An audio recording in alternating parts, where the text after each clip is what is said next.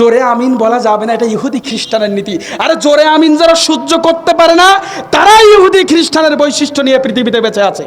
রাসূল সাল্লাল্লাহু আলাইহি ওয়াসাল্লামের স্ত্রী আয়েশা রাদিয়াল্লাহু তাআলা আনহা উনি বলছেন, আল্লাহ রাসূল সাল্লাল্লাহু আলাইহি ওয়াসাল্লাম বলেছেন, মা হাসাদাতকুমুল ইয়াহুদু আলা শাইইন, ইহুদিরা তোমাদের অন্য কোনো বিষয় নিয়ে এত বেশি হিংসা করে না।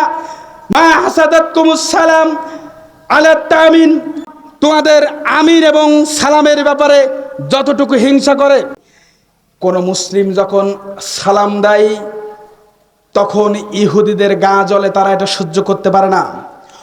কোন মুসলিম যখন বলে আমিন, ইবলিসের যতটা না বেশি রাগ হয় ইহুদিরা এটা সহ্য করতে পারে না।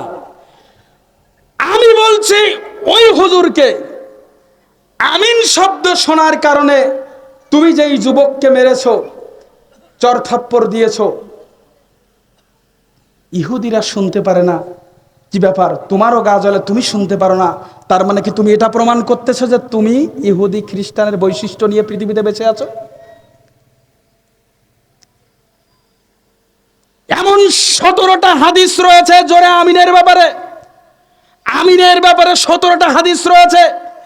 আস্তে আমিনের ব্যাপারে 2টি হাদিস রয়েছে, সনদ এবং মতনগত দিক থেকে হাদিস জয়ীফ, সে হাদিস দুর্বল।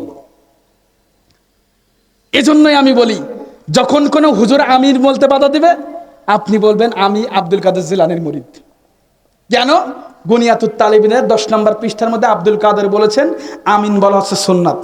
মনে থাকবে, মনে থাকবে।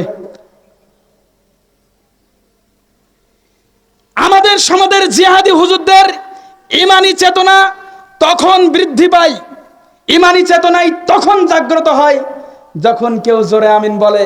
কিন্তু সমাজে সুদ, ঘুষ, লটারি, চিটারি, বাটপারি, কালোবাজারি অসংখ্য যুবক রাস্তায় সালাত না পড়ে বোট খেলছে, দাবা খেলতেছে, লুডো খেলতেছে, তাদের বেলায় ইমানি চেতনা জাগ্রত হয় না। ঠিক কিনা? এই হুজুরকে বয়কট করতে হবে সমাজ থেকে। এই হুজুরের কারণে যুব সমাজ নষ্ট হয়ে যাচ্ছে। এই হুজুরের কারণে যুবকরা মসজিদে আশাবাদ দিয়ে